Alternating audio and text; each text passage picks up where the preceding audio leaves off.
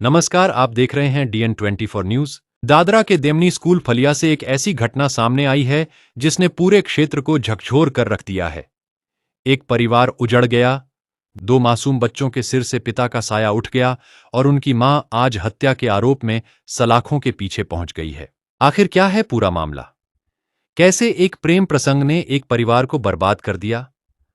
आइए जानते हैं इस सनसनीखेज घटना की पूरी कहानी। बीते 7 जून की रात करीब 1 बजे से 1:30 के बीच दादरा के देमनी स्कूल फलिया में रहने वाले प्रितेश पटेल की संदिग्ध परिस्थितियों में हत्या हो जाती है।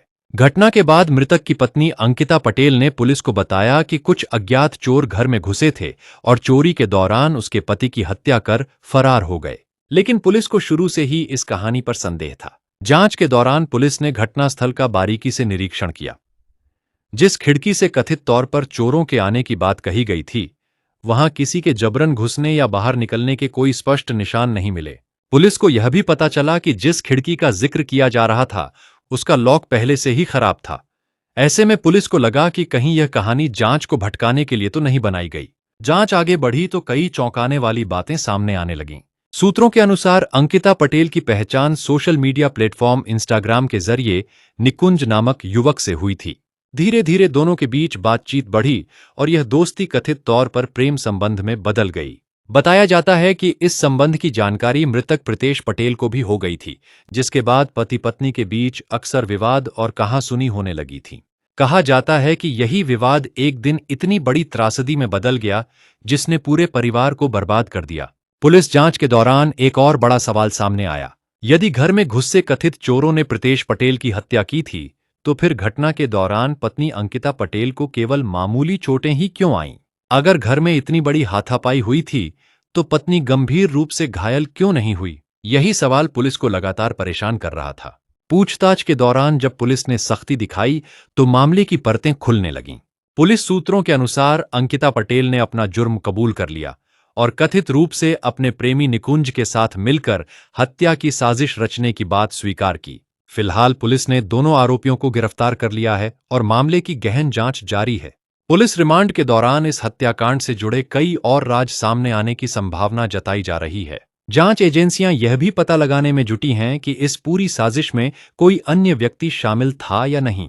लेकिन इस पूरी घटना में सबसे ज्यादा दर्दनाक पहलू उन दो मासूम बच्चों का है, एक 12 साल का बेटा और एक 3 साल की बेटी, जिनके सिर से पिता का साया हमेशा के लिए उठ गया। आज एक बच्चा अपने पिता को खो चुका है और दूसरी तरफ उसकी मां हत्या के आरोप में जेल में है। इन दोनों मासूम बच्चों का भविष्य अब किस दिशा में जाएगा, यह सवाल हर किसी के मन में है। अंकिता पटेल एक आशा वर्कर के रूप में कार्यरत थी, जबकि मृतक प्रितेश पटेल टेम्पो चालक थे और मेहनत मजदूरी करके अपने परिवार का पालन पोषण करते थे। आज यह परिवार एक ऐसी त्रासदी का शिकार हो चुका है जिसकी भरपाई शायद कभी नहीं हो पाएगी। कई लोगों का कहना है कि यदि पति पत्नी के बीच संबंध अच्छे नहीं थे, तो अलग होने का रास्ता अपनाया जा सकता था। लेकिन किसी की जान लेना किसी भी समस्या का समाधान नहीं हो सकता। फिलहाल पुलिस पूरे मामले की जांच कर रही है और अदालत में आरोप सिद्ध होने तक सभी आरोपी कानून की नजर में आरोपी ही माने जाएंगे। लेकिन इस घटना ने पूरे समाज के सामने कई सवाल खड़े कर दिए हैं। एक तरफ पति की मौत, दूसरी तरफ मां जेल में और बीच में दो मासूम बच्चों का बिखरता हुआ भविष्य। अब सबसे बड़ा सवाल यह है कि इस मामले में गिरफ्तार पत्नी अंकिता पटेल और उसके कथित प्रेमी निकुंज को क्या सजा मिलनी चाहिए? मृतक प्रितेश पटेल के परिवार का इस पूरे मामले पर क्या कहना है? क्या वे आरोपियों के लिए कड़ी से कड़ी सजा की मांग कर रहे हैं? चलिए सुनते हैं मृतक प्रितेश पटेल के परिवार की जुबानी। ज़्यादा से ज़्यादा सजा होना मांगता है। सजा चाहते हैं। क्या आपको इसमें लगता है किसी का और भी इसमें मेल मिलाप होगा इस मामले में? किसी का मिली भगत और हो सकती है? બીજાનો બી આના સિવાય કોઈ બીજાનો બી હાથ હોઈ શકે? બીજાનો હાથ તો આમ તો આપણે ખબર નહીં પડે, पर ये जो भी है निष्पक्ष की तरह से जांच होनी चाहिए, नहीं? कड़क में कड़क सजा दे, नहीं तो इसको जीवन भर वो आजीवन कैद मिलेगा। इसको मेरा लड़का वो इसका जी लिया है ना, इसका बराबर इसको हिसाब होना। आंटी, ये जो आपकी जो बहू थी, इसका और आपके बेटे का बीच में पहले भी कभी इस बात के लिए झगड़ा होता था? कुछ नहीं था, वो साथ में खिलाता, साथ से घूमता था, अच्छा था।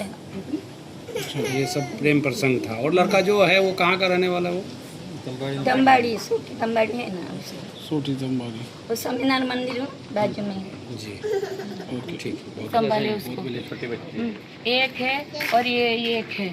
देखो उसका भी उसको ख्याल नहीं आया कि ये 2 बच्चे हैं उसके।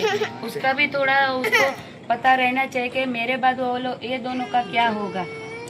ये दोनों का तो थोड़ा सोचना। अभी देखो ऐसा रो रहा है, हम लोग कैसे को संभाले। अभी छोटी है ना, ये तो थोड़ा भी समझेगा, पर ये तो छोटी है, उसका भी इसको ख्याल नहीं आया। अभी हम लोग क्या करें। धन्यवाद। तो पुलिस प्रशासन का तो बहुत आभार, वो लोग ने बहुत मदद किया। आज इतने तक वो लोग लेके आए कि उसको पकड़ा भी है, पर कड़ी से कड़ी सजा मिले, आजीवन मिले या फांसी की सजा मिले। उसको जरा भी दया नहीं आई।